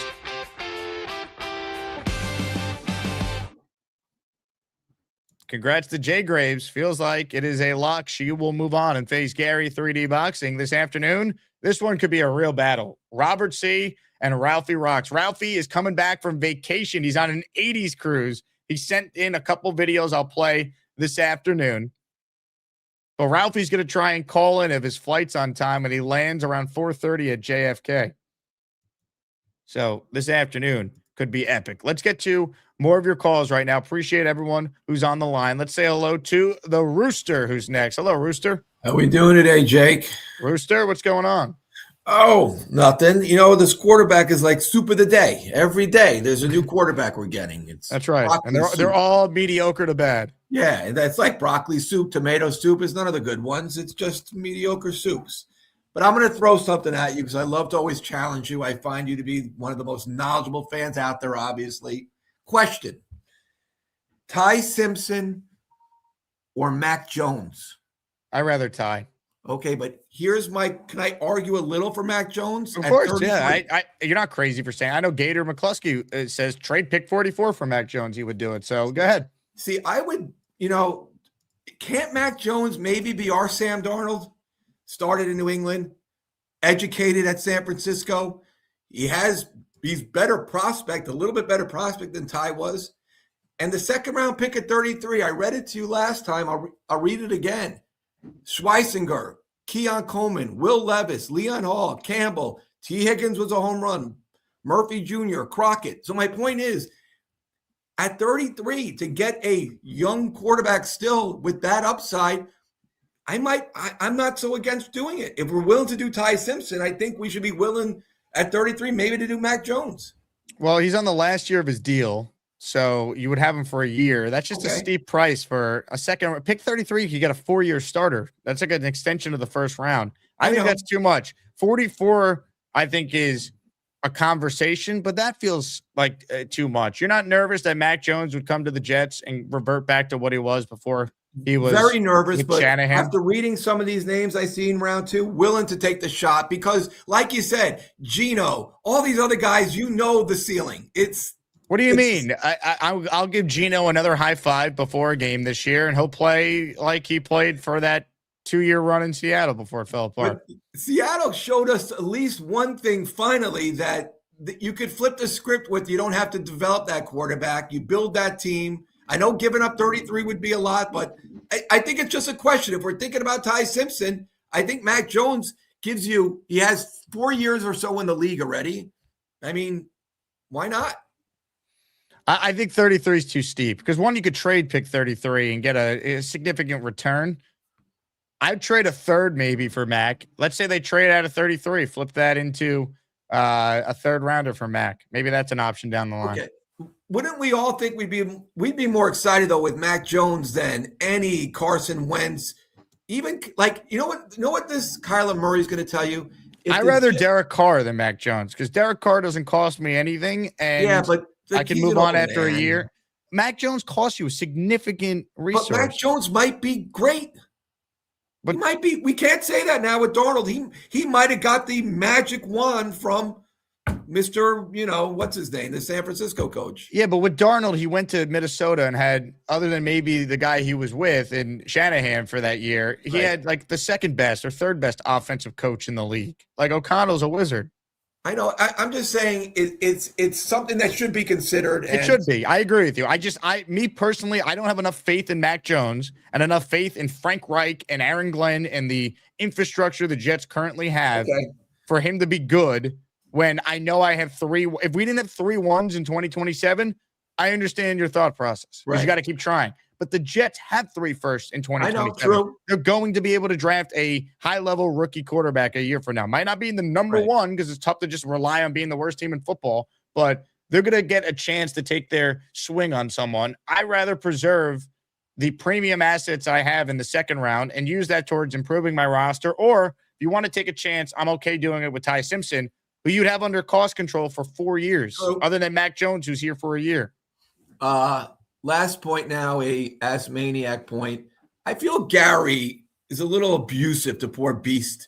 Like, honestly, the Beast is a big boy, and I felt like he was getting picked on a little this week. Yes, cooking those burgers was the weirdest thing I've ever seen in my life, but then Gary talks to Beast like he's, I don't know, like he's 8 years old. Let's give the Beast a break. He's cooking his burgers. He's going out the window. We've all gone places we shouldn't have gone. I don't know if I've gone out my window, but I think Gary's got to give the Beast a break. He's too good of a caller. He's got too many great opinions. He's the smartest guy in the whole wide world. Give the Beast a break. I like the take, Rooster. I like it. A Beast defender. Well done. Jake, great tournament. I'm rooting from the side, and I'm preparing for next season. Goodbye. Rooster, you're outstanding. Jets, Jets. Get ready for Ty Simpson if you want an Alabama quarterback, though, not Mac Jones. How about that? Again, I understand the Mac Jones argument. If the Jets did not have 3 first-rounders in 2027, I'm more willing to part with one of our 2s. Because you need to take shots at getting your quarterback. You do. You either have one or you don't. And you couldn't bet. Let's say the Jets only had 1 first in 2027. You couldn't bank on being bad enough to be in range to get a quarterback a year from now. But I'm going to bank on it because I know the Jets could finagle the board and move up if they had to. Like, let's look at the draft order this year for a moment, shall we? If you look at the NFL draft order this year, look at the amount of teams that would not draft a quarterback if there was actually a worthy quarterback worth taking. Tennessee wouldn't. The Giants wouldn't. Washington wouldn't. The Saints wouldn't. The Chiefs wouldn't. That's how many teams in the top 9 right there. The Bengals wouldn't. So let's go to the top 10. How many teams, let's say this is next year's draft, and it's as good as many think, where there's Manning, there's Dante Moore, there's Sam Levitt, there's CJ Carr, whoever. Let's say there's 3 or 4 guys that are projected to go in the top 10, like everyone says there will be. And we use this year's draft order as an example. The Raiders need a quarterback. The Jets need a quarterback. Cardinals need a quarterback. Now, the concern would be if like 1, 2, and 3, like what happened in 2023 with Chicago, Washington, and New England, all was picking 1, 2, and 3, and they needed quarterbacks. Well, then the Jets might be looking at the 4th option at that point if they can't move up. But let's say that doesn't happen. Or say there's 5 guys that are projected to go. Whatever. You look at the top 10. Tennessee wouldn't take a quarterback. The Giants wouldn't. The Commanders wouldn't. The Saints and Chiefs and Bengals wouldn't. There's a scenario where the Jets would easily be able to move up into the top 10 or go from, let's say, they're at 9, move up to 4 with the Titans and get a quarterback there. There just is. Or Jacksonville picked first overall back-to-back years. You knew they weren't going to go quarterback. They took Trevon Walker. You see that all the time. The Raiders might suck with Mendoza next year. They're not ready to win yet. So I'd rather just wait until next year. Unless I could take a chance on Ty with one of my second-round picks. I wouldn't do it at 16. Juice is Crunk has entered the raffle for 1. Let's go. Woo, woo, woo. Woo, woo, woo, woo, woo. All right, joining us on the Gusbuster Umbrella Hotline. I want to just put him on because he was just directly called out by the Rooster. Ladies and gentlemen, it's time. Extraordinary. Extraordinary. That's extraordinary. That's extraordinary. That's extraordinary. That's extraordinary. It's quite extraordinary. Quite extraordinary. You know, women shouldn't vote. Just do laundry and vacuum. Extraordinary. What's up, Jake? Hello, Gary. What are your thoughts on the Rooster's comments that you're too hard on Beast? I think Rooster's a good caller. I respect Rooster. I think he gives good takes. Maybe he's right. Maybe I'll go back. This is the day he was cooking, and I was going after him for being on government assistance, and I had to pay his check to eat like garbage. I guess that's what he's referring to? I believe so. Yeah. All right. I'll go back and watch it. Was I too hard on him? Maybe I'll go back and watch it. Maybe he's got to go back and watch the tape, right? Yeah, started the tape, review what happened. Yeah, maybe Rooster's right. Maybe I was pissed off that day because I am dealing again for the second time. Well, the third time really ever. The second time in a couple of years dealing with the IRS. I had a 3-year battle with the IRS about 3 years ago, and I really don't know what this is about. Last time I knew exactly what it was. I knew why. Okay. This time, I legitimately, I have my wife's cousin who works for Deloitte do my tax. I really don't know what this is. And I'm battling the IRS again, over thousands of dollars again. So I was a little pissed off. And maybe I went a little hard on Beast. But, Nick says this to me, too. Like, you can't talk to Charles or talk to Bobby like you talk to us. Like, I don't know how to talk to a grown man any other way than like a grown man. I can't talk to him like a child. I can't talk to him like a woman. I see a grown man. And I don't know. I just talk to him like a grown man. That's the only way I know how to talk to a grown man is like a grown man. Fucking diarrhea, cha-cha-cha. Beast?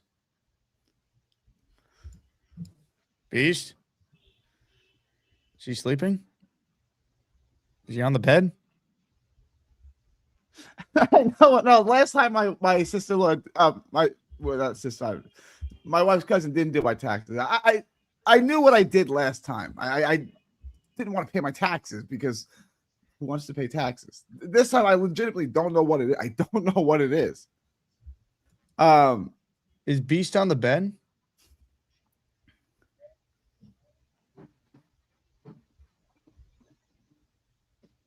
Doesn't look like he is.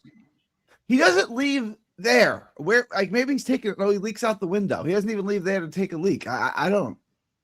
Where could he be? Where could he not be?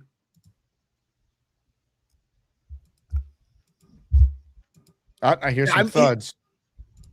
Yeah, he's not really, he's not going to walk silently. It's like a woman in high heels. You hear him like a mile away. Beast walking, you're going to hear that. Beast Breaker. Woo! Beast. Bang! Beast. Diamond.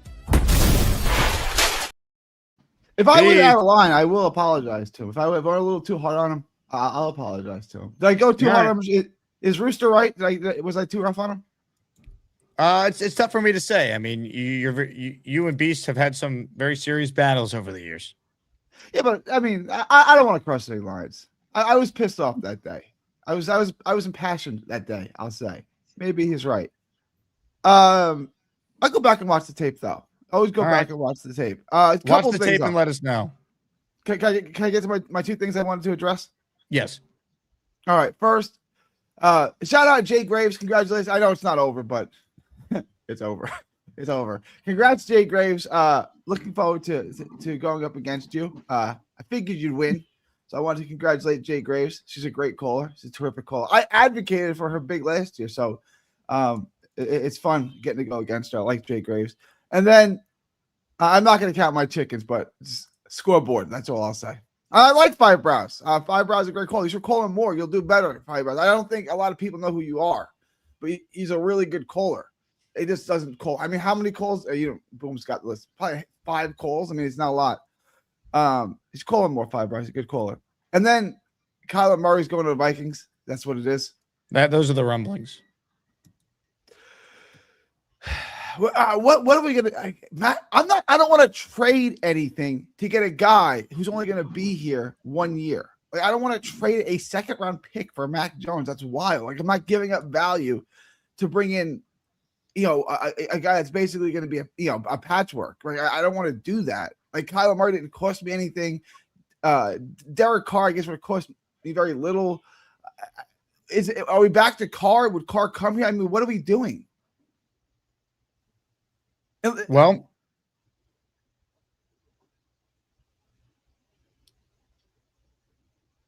it's a real question. No, I wasn't hypothetical. It was a real question. Not going to be very good. Like, I'd rather Carr than Geno. I'd rather Carr than Carson Wentz. Carson Wentz, like, just let me play quarterback. We look similar enough. Let me do it. Murray I'll get us the number one pick. Confirmed Jay Quest, but it's everything. But he just got informed right now, this morning, that he wasn't coming back to Arizona. So my guess is by tomorrow it'll be confirmed. It'll be official. That's what it looks like. That's embarrassing for Minnesota. They had Darnold. What did they win? 13 or 14 games with Darnold? Yep, 14. 14. And then they let him walk for JJ McCarthy. And then they play JJ for 1 year, and then they go get Kyler Murray. That's an embarrassment for the franchise. That's a stain on the franchise. And then Darnold goes and wins the Super Bowl, and you let him go for J.J. McCarthy, who you replace a year later. That's why I didn't think they were going to do that. It's too embarrassing to the franchise. That's so embarrassing. Like, you got to say, J.J.'s my guy. We drafted him 10th overall, whatever, for a reason. Like, there's a reason why we took him. And after 1 year, you let the Super Bowl winning quarterback walk to play McCarthy. You play McCarthy for 1 year, and then you replace him with a retread? Is that a good look for the franchise? It's embarrassing. Well, that GM got fired because of it. Yeah, he should. He won O'Connell won the power struggle, and the word was he didn't want them to move on from Darnold, which I believe. Yeah, I mean, whatever we think of Sam Darnold was very good.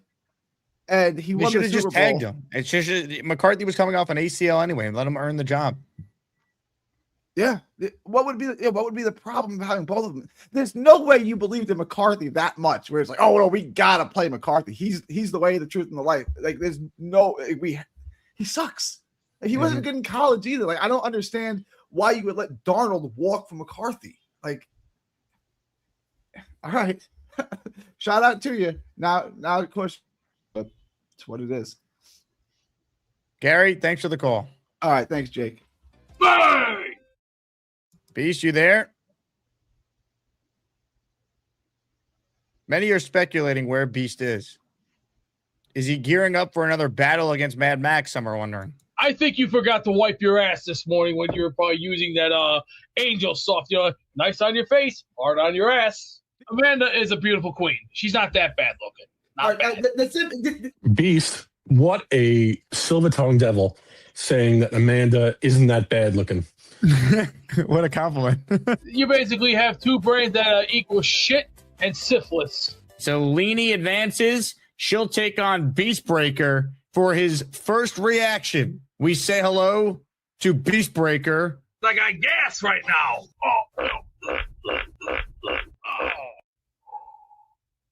I got gas right now. No, this is not funny, man. This. I got gas right now, and that's why I'm trying to hold the seat and try to break it down. Ooh. Ooh.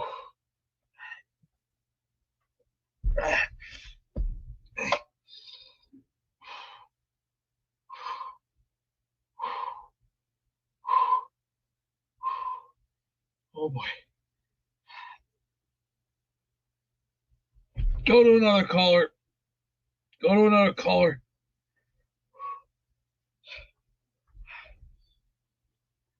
Oh.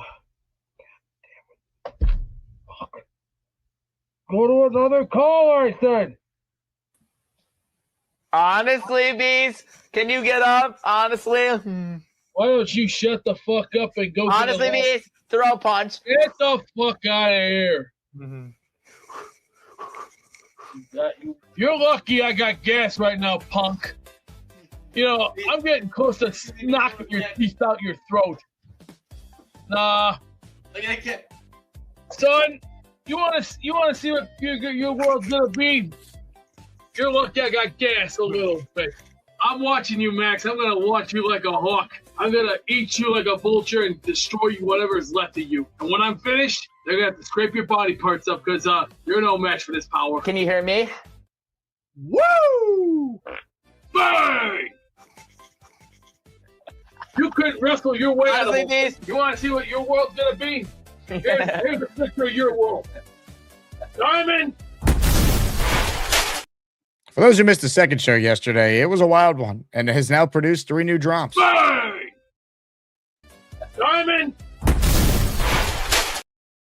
And last but not least, woo! All right, more of your calls right now. We just saw this man featured in that little replay. It's time to say hello to the #1 overall seed.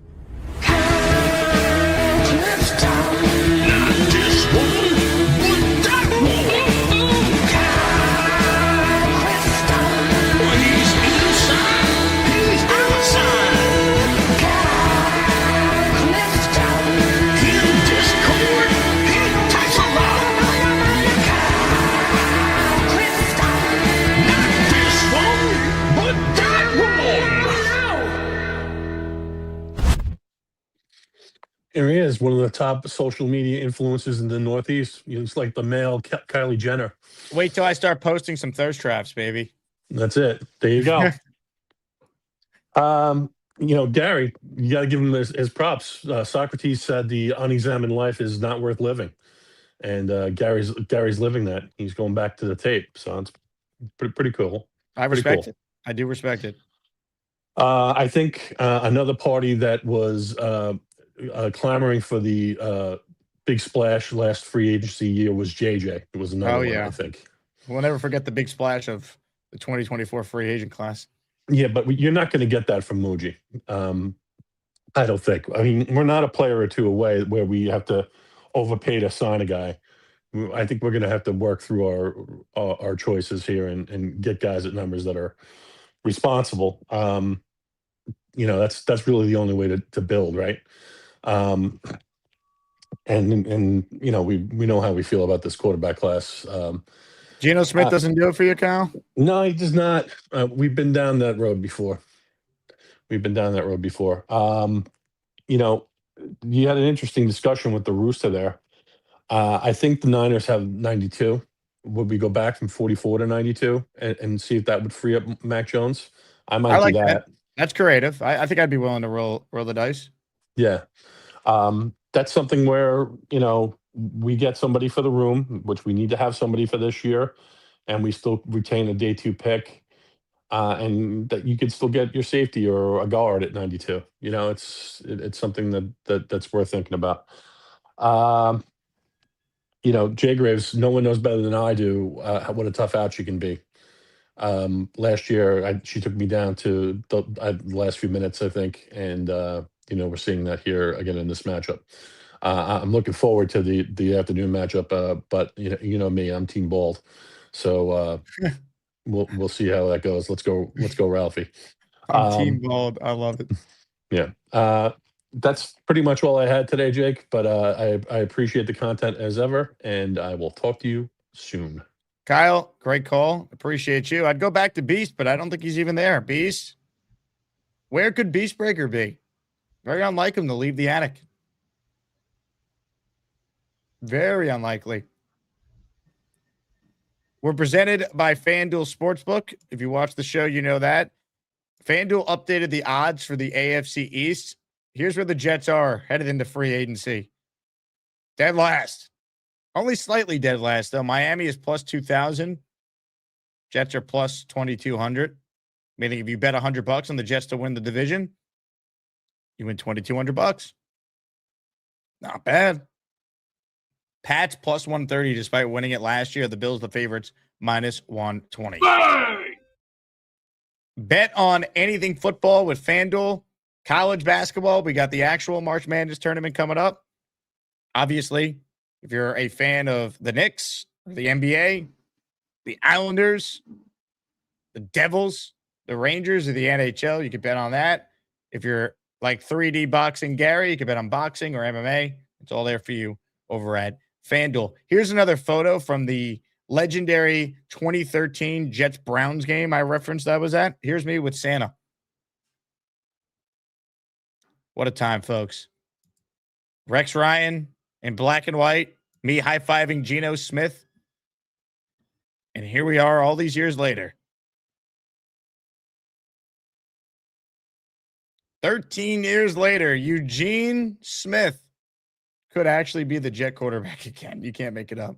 Let me give some love to the Rooster. He gifted a membership. Bang! Thank you, Rooster. All right, last chance to get in on the show this afternoon. We'll talk more about the free agent approach. There could be even more reports on the quarterback situation. But again, we led the show talking about this from SNY's Connor Hughes. Geno Smith and Carson Wentz are the names to watch. Apparently, Frank Reich's preference is Wentz.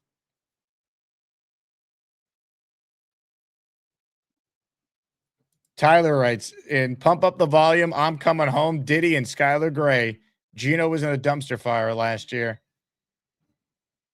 Again, I think Geno Smith could go out there and provide maybe baseline competent quarterback play. And I say maybe because I know the Raiders' O-line sucks, but he was just bad last year, man. What have he's just done? Like, Geno's going to be, what, 36 this year? He wasn't that good as last year in Seattle, despite the fact they went 10-7. Like, he's thrown 32 interceptions over the last 2 years.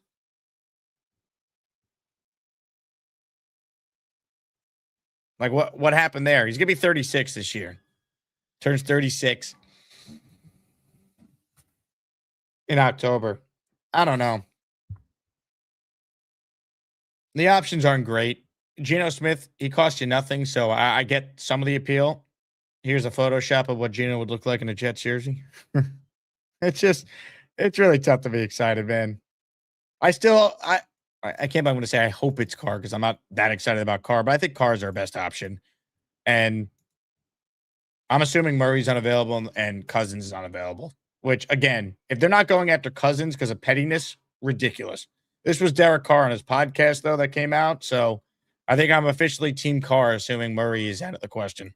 Quarterback. Okay, quarterback. Free agency, veteran. Oh, where are they getting? Okay, good golfer.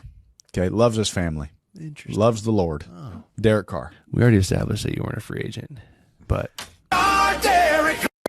he's going to the guys. I hate to break it to you. Bleep, bleep, bleep, did he? He's going to the Jets. Is that not he's going to the Jets? Like, you hear it. He's going to the guys. He's going to the Jets. Hey. You can hear this. Listen in. You got to maybe be wearing headphones to truly hear it. You could hear this. That's Jets. What other team has the at the end of it? He's going to the guys. Hey. He's going to the New York Jets. That's what I hear. I hear that he's going to the New York Jets. Like, they didn't bleep it out fully. He's going to the guys. Hey. Maybe I hear it really good because I got headphones on. Like, these are radio headphones, so they're really, like, powerful. Derek Carr to the Jets.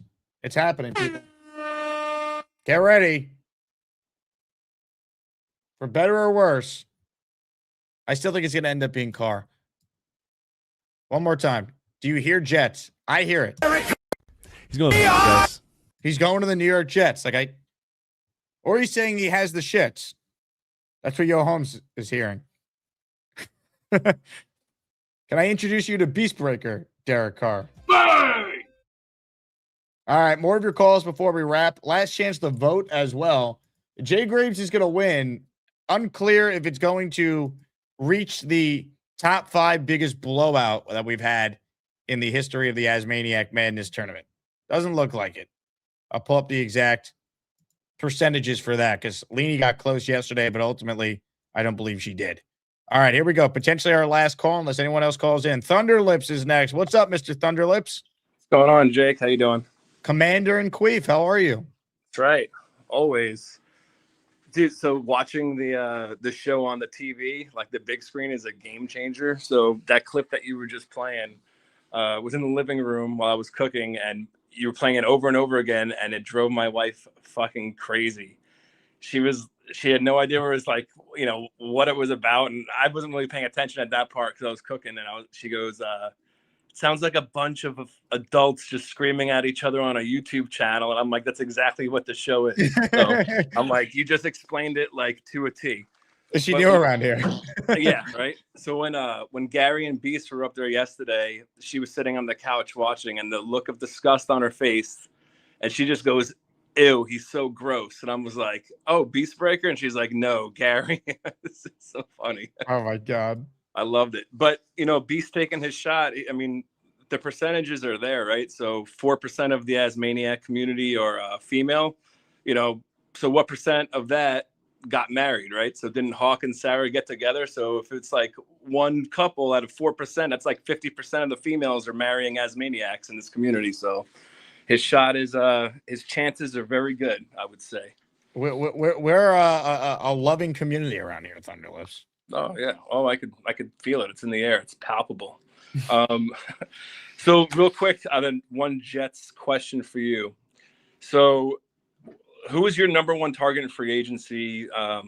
You know, getting someone off like their first contract. Like, I don't really want someone in their 30s, like not like a waste of space, but it's like, you know, the Jets are like known for just paying someone on the tail end of their career and they just want another payday. So, you know, if we land Pierce and have him be our, you know, wide receiver 2, then A, would you draft a wide receiver still in round 1 or the first pick of round 2? And who would your top free agent target be if Pierce was gone? I would want Pierce, and if they signed him, you wouldn't need to go receiver. You still could. I wouldn't do it at 16. I think you can then look at it at pick 33 or pick 44. Potentially, or if you trade it out of 16, maybe you get a pick and you could do it at the end of round 1. Pierce would be my go-to. Another name I'll give you at the receiver spot. I like Romeo Doubs a lot. I think he's undervalued in Green Bay and wouldn't cost you as much as Pierce would, of course. Is Doubs the one with the Spaceballs helmet? Yeah, the fake big helmet thing. Yeah. Yeah. Oh my God. I want safeties too. Yeah. What about what's your thoughts on Mendoza's receiver Surratt? Because some shit that I was listening to said he kind of crushed a combine and his stock kind of went up. Or Bernard from Alabama. I like both. I also will give you another Alabama or Indiana receiver. Omari Cooper, I think, could be a good second-round pick. Nice.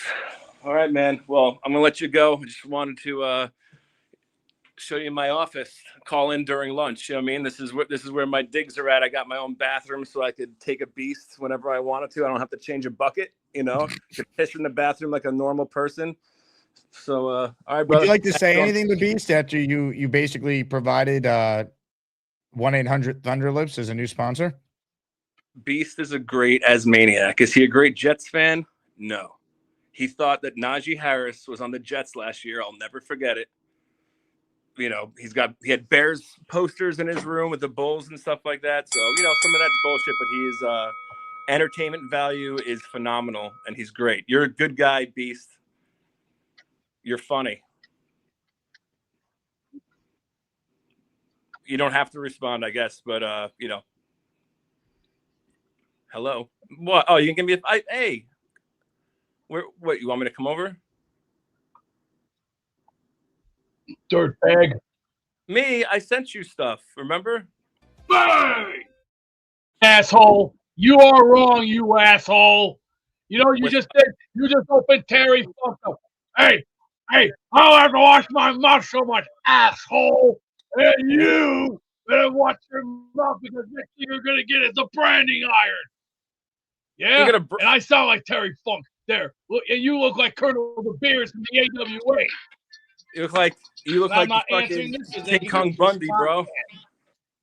It's okay. I'm not gonna. I don't think so, pal. You gotta forget that. Forget it. But I understand that, but what you just opened up was a little rough. Hey, listen. You just opened up your own gate, and don't be surprised when I open up. Baby Joey a birthday present. I understand that, but what you just said to me, insulting my toilet and making fun of me—that's a little bit of a low blow there. That was a low blow. You're an adult. It's just a jab.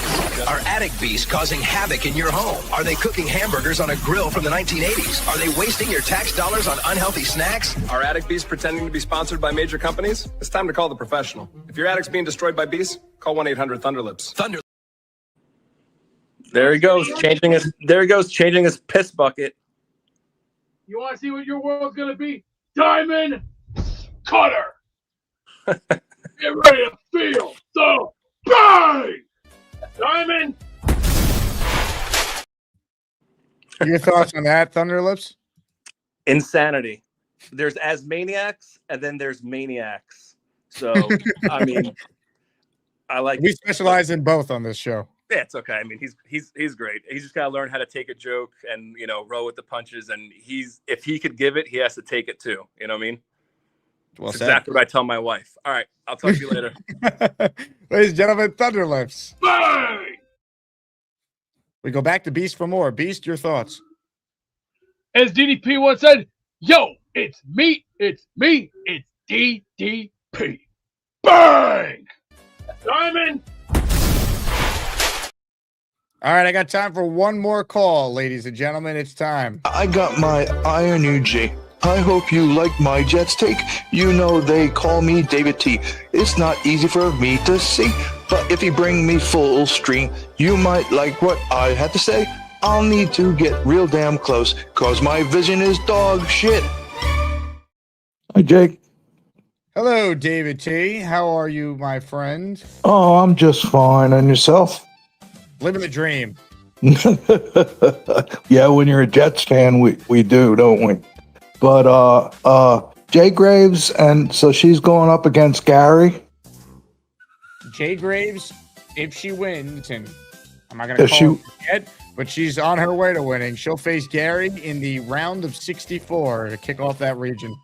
And that is going to be so interesting. It's not only going to teach us about being as maniacs and Jets fans, but life in general. And I find it because Gary's always, he calls, in couple of times a day or whatever. And Jay Graves, she wasn't calling in like she said. She only calls in when she really, and I guess she was working a lot. But so now it gets close to March Madness, and the heavy hitter 4%er comes in, and so I'm just, I'm one leading into this. I wonder if there's an advantage to that or not. You just got to be yourself and let the chips fall wherever they may. Yeah, potato chips. Yeah, but anyway, on a Jets thing, I got the devil on my shoulder. You're talking about Geno Smith coming in, and the devil on my shoulder says, there's a lot of positivity, the change of coaches and free agency coming up and the draft picks and all, except the weak link, Mr. Aaron Glenn. And I don't know if I'm ashamed of myself or whatever, but I don't know that I'll be rooting for him to win games and become a better coach. So to me, it doesn't matter if they bring in Tim Boyle to quarterback, You a Tim Boyle guy, David T? No, but if Tim Boyle comes in and they win 2-3 games again and get the first draft pick, I got my eye on the prize, March for Arch. And that's the devil on my shoulder speaking, Jake. I could be ashamed of myself. Your eye looks extra red today, David T. Everything okay? Yeah, everything is okay. I might have had my contact lens in a little too long, but no, it feels comfortable. And yes, I am just a tiny bit irritated, but everything is okay, Jake. Life is good. Ladies and gentlemen, the great. We don't say this often, but the great David T. I got my eye on you. Checkmate me full screen. It's fireball whiskey time. David motherfucking T.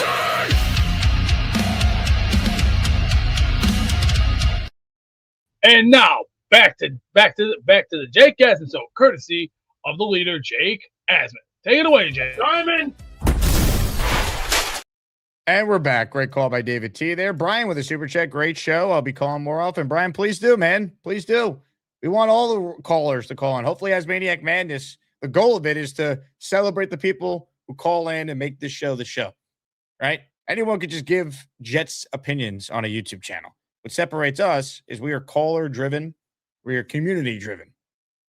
We give everyone a voice on the show. Jet for Life says, great show, Jake. Thanks for not silencing me today. Well, what did you say? And what have I previously silenced you for? I guess I should ask. What ridiculous take did you say that put you in the hole, if that's what you're referring to? Derek, the Jet fan, gifting a membership. Good job, Good Derek. job. All right. I did see this from Beast. He says I was fixing my toilet. That's where he was when we didn't know.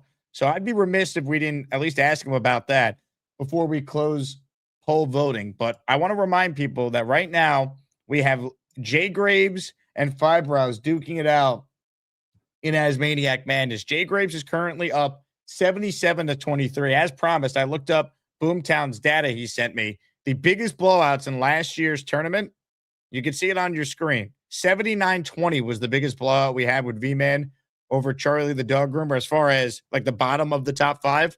Bonesy's got the record 85-14 over JT. Big Fella, 83-16 over Paul. Lane Train, 81-18 over 25. Lowski, 81-18 over Aurora. Leanie came close yesterday, but she just missed cracking the list. And Jay Graves is at 77-23 right now. So it looks like, barring a last-second change, this list will remain our current top five. But Beast said he was fixing his toilet. Does that explain why some think he was peeing out of his window? What does everybody? My toilet is over. The toilet that I have is 50 years old. This house is built in the 40s.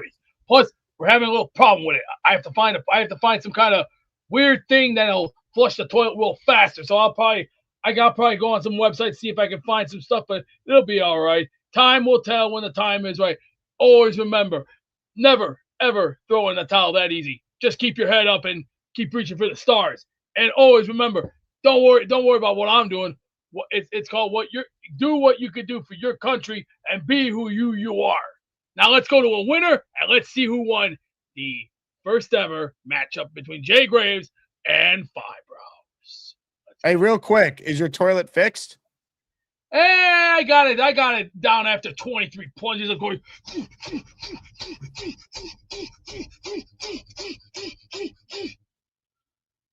It's a pain in the ass, but somebody's got to do it. It's called, it's a good workout. Plus, it's good sweat.